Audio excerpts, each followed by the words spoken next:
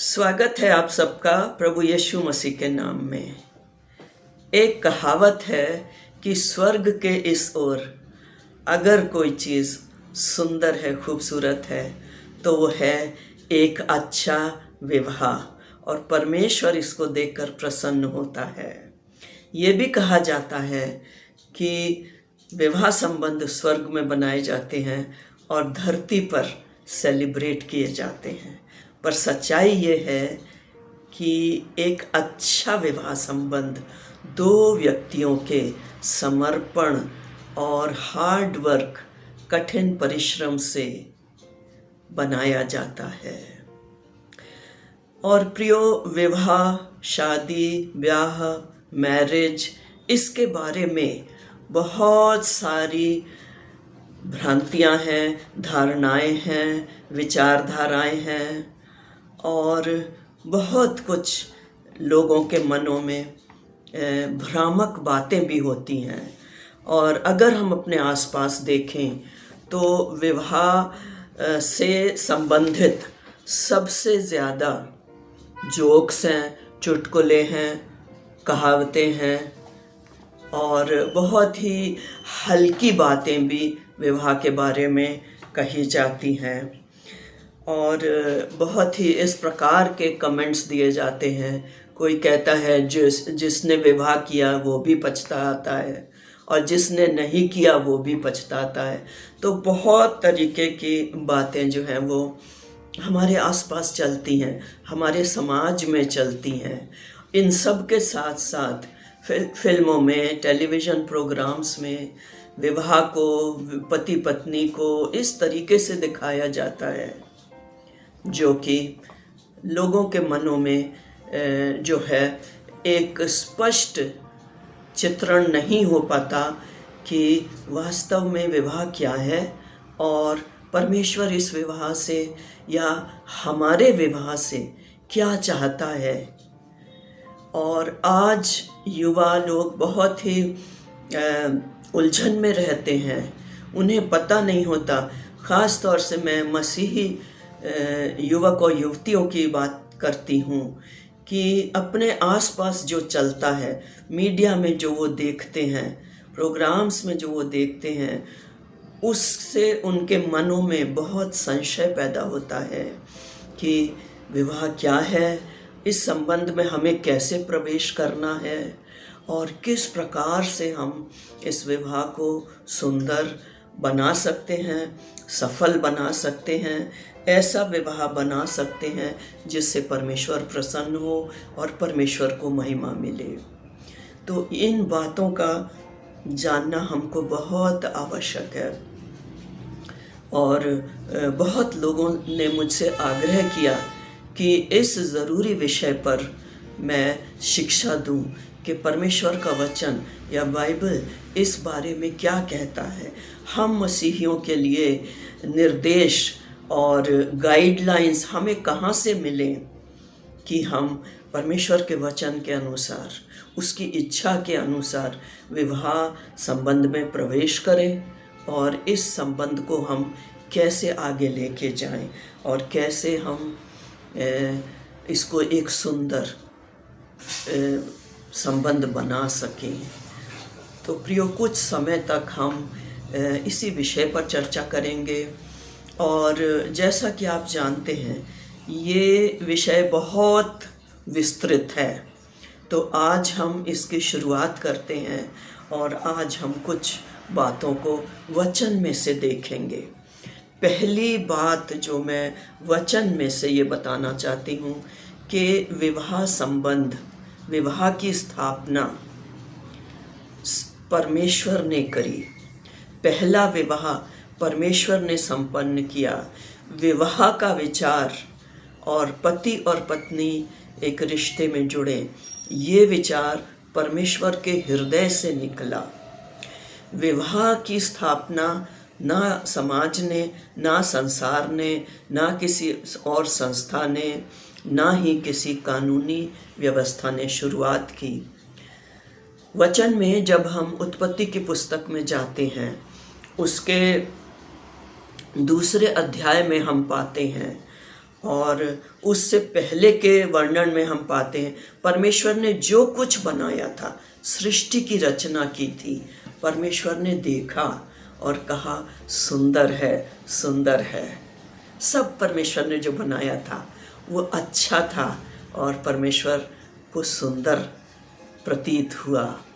लेकिन हम उत्पत्ति के दूसरे अध्याय में जब चलते हैं तब हम वहाँ पर पाते हैं 18वें पद में कि फिर यहोवा परमेश्वर ने कहा, इस प्रकार लिखा है, आदम के लिए अकेला रहना अच्छा नहीं। सब कुछ जो बना था वो सुंदर था, लेकिन एक चीज़ परमेश्वर को सुंदर अच्छी नहीं लगी, वो था कि आदम अकेला था। उसके लिए उसके समान, उसकी बराबरी का कोई साथी नहीं था और परमेश्वर ने उसको एक साथी दिया। और इसी 18वें पद में लिखा है, परमेश्वर कहता है, मैं उसके लिए एक ऐसा सहायक बनाऊंगा जो उससे मेल खाए। और आगे आगे हम 19 पद से लेकर और 25 पद तक हम पढ़ते हैं किस प्रकार से परमेश्वर ने एक अच्छे सहायक, अच्छे मित्र, अच्छे जीवन साथी की रचना करी और उन दोनों को विवाह के संबंध में बांधा। इस प्रकार से पहला विवाह संपन्न हुआ और खुद परमेश्वर ने उसको संपन्न किया। और प्रियो, वचन में एक वचन के अंश पर मैं आपको ले जाना चाहती हूँ जो ये बताता है कि विवाह हंसी ठट्ठे और मजाक का विषय नहीं है। विवाह एक पवित्र संबंध है क्योंकि वो पवित्र परमेश्वर के हृदय से निकला है। और विवाह वचन के अनुसार एक आदर की बात है। चलिए हम इब्रानियों 13 और उसके 4 पद को पढ़ते हैं। और वचन इस प्रकार से कहता है, इब्रानियों 13 और 4 में लिखा है, विवाह सब में आदर की बात समझी जाए। विवाह सब में आदर की बात समझी जाए। और ये एक मजाक की, हंसी ठट्ठे की बात नहीं है, एक गंभीर बात है, एक पवित्र बात है और उसको उसी ढंग से लिया जाना चाहिए। ये वचन हमको बताता है विवाह सब में आदर की बात समझी जाए और विवाह का बिछौना निष्कलंक रहे, अर्थात यह एक पवित्र संबंध है। परमेश्वर इस संबंध को पवित्र संबंध जानता है, समझता है और हमको भी उसी प्रकार से इस संबंध को लेना है। आगे हम थोड़ी देर मनन करते हैं कि जब परमेश्वर ने विवाह की स्थापना करी तो उसके क्या क्या उद्देश्य थे, क्यों करी। इसके 3 उद्देश्य हैं जिसमें हम आगे चलेंगे।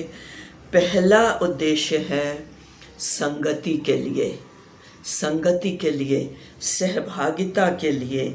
जैसा हमने अभी उत्पत्ति 2:18 में पढ़ा कि परमेश्वर ने कहा मनुष्य का अकेला रहना अच्छा नहीं है, और वास्तव में किसी का भी अकेला रहना अच्छा नहीं है। ये जीवन मिल बांट कर जीने के लिए बना है और आदम को आवश्यकता थी किसी ऐसे व्यक्ति की जो सृष्टि में उसकी बराबरी का हो, और परमेश्वर ने उसकी संगति के लिए, उसकी सहभागिता के लिए उसको एक उचित और मेल खाता हुआ सहायक दिया। कैसे, जो उसकी पत्नी थी जिसको हम हवा के नाम से जानते हैं, वो कैसे उसकी सूटेबल, उपयुक्त पार्टनर थी, सहायक थी। वो सृष्टि में उसकी बराबरी की थी, उसे भी सृजा गया था, वो भी परमेश्वर के स्वरूप में सृजी गई थी और वो भी एक आत्मिक प्राणी थी और वो आदम के साथ मानसिक रूप से, भावनात्मक रूप से और आत्मिक रूप से वो समरूप थी। और इसीलिए वो परमेश्वर ने उसको एक उपयुक्त, एक सूटेबल लाइफ पार्टनर, सहायक या एक कंपेनियन, एक साथी या मित्र दिया। तो ये पहला मकसद था विवाह का, कि एक अच्छा उचित साथी, एक व्यक्ति हो जिसके साथ वो संगति कर सके। दूसरा जो उद्देश्य है विवाह का, परमेश्वर ने क्यों विवाह की स्थापना की, वो है यौन संतुष्टि के लिए। जो सेक्सुअल डिज़ायर है उसको वैध तरीके से, उचित तरीके से पूरा करने के लिए यौन इच्छा हमें परमेश्वर की ओर से दी गई है और ये अपने आप में अच्छी है। और परमेश्वर ने उसको वैध तरीके से, उचित तरीके से संतुष्ट करने का भी उपाय किया है। उत्पत्ति 2:24 में लिखा है, इस कारण पुरुष अपने माता पिता को छोड़कर अपनी पत्नी से मिला रहेगा और वो एक तन होंगे। और ये एक तन होने का अर्थ है कि उनके बीच में शारीरिक संबंध बने और विवाह के दायरे में ये उचित है और ये वैध है और ये सुंदर है। यह एक माध्यम है जिसमें दोनों पति और पत्नी अपने प्रेम को एक दूसरे के लिए व्यक्त कर सकते हैं। और श्रेष्ठ गीत की पुस्तक जो बाइबल में है वो पति और पत्नी के मध्य इस यौन प्रेम की सुंदरता को दर्शाती है। और पहला कुरिन्थियों 7:3-5 में ये कहा गया है, पति और पत्नी दोनों को ये चाहिए कि एक दूसरे का हक पूरा करें, अर्थात एक दूसरे को यौन संतुष्टि दें। और यह यौन संतुष्टि की पूर्ति होना एक उचित दायरे के अंदर, यह परमेश्वर का दूसरा मकसद था। जब ये संबंध विवाह के दायरे से बाहर चला जाता है तब ये संबंध गलत होता है और गंदा होता है और ये पाप होता है और उसको हम व्यभिचार की संज्ञा देते हैं।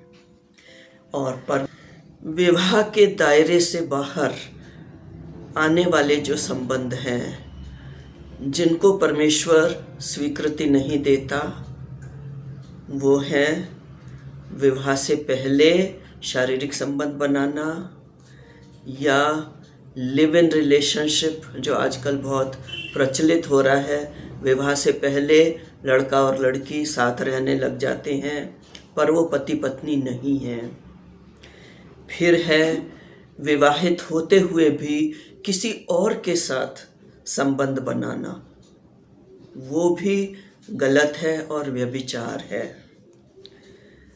फिर हम पाते हैं पुरुष और पुरुष का संबंध, दो पुरुषों का आपस में संबंध, दो स्त्रियों का आपस में संबंध जो कि गे रिलेशनशिप कहलाता है, समलैंगिक संबंध हैं। ये सारे जो संबंध हैं ये सब परमेश्वर की नज़र में स्वीकार्य नहीं है, घृणित हैं और ये पाप हैं। वचन में हम इस चीज़ को पाते हैं।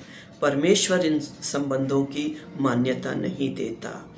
एक उचित रीति से लीगली मैरिड, एक विवाहित जो रिश्ता है, सिर्फ और सिर्फ उसी के भीतर यौन संबंधों या सेक्सुअल रिलेशनशिप की मान्यता है। ये दूसरा मकसद है परमेश्वर के अनुसार विवाह का। तीसरे और अंतिम मकसद पर हम चलते हैं, वो वचन के अनुसार है संतान की उत्पत्ति। और उत्पत्ति की पुस्तक में हम पाते हैं कि परमेश्वर ने पहले विवाहित जोड़े को आशीष देकर कहा, फूलो फलो और पृथ्वी में भर जाओ। ये हम पढ़ते हैं उत्पत्ति 1 और उसके 27-28 में। तब परमेश्वर ने मनुष्य को अपने स्वरूप के अनुसार उत्पन्न किया, अपने ही स्वरूप के अनुसार परमेश्वर ने उसको उत्पन्न किया, नर और नारी करके परमेश्वर ने उस मनुष्यों की सृष्टि की। और परमेश्वर ने उनको आशीष दी और कहा, फूलो फलो और पृथ्वी में भर जाओ और उसको अपने वश में कर लो। ये विवाह का तीसरा मकसद है। और परमेश्वर परिवार को बहुत महत्व देता है। प्रभु की अधीनता में रहकर और प्रभु को केंद्र बिंदु बनाकर जो परिवार स्थापित किया जाता है वो परमेश्वर की महिमा का बहुत बड़ा साधन, बहुत बड़ा जरिया बनता है। और एक अच्छा परिवार, अच्छा मसीही परिवार ही एक अच्छी मजबूत कलीसिया की भी नींव बनता है। सो प्रियो, हमने आज के इस सत्र में देखा कि परमेश्वर की दृष्टि में विवाह क्या है और विवाह की स्थापना परमेश्वर ने खुद की है और विवाह के लिए परमेश्वर ने क्या क्या मकसद दिए हैं। और इसी विषय को हम अपने अगले एपिसोड में आगे बढ़ाएंगे और कुछ बहुत ही ज़रूरी चीज़ें विवाह के विषय में परमेश्वर के वचन से सीखेंगे। प्रभु आप सबको बहुत आशीष दे। आमीन।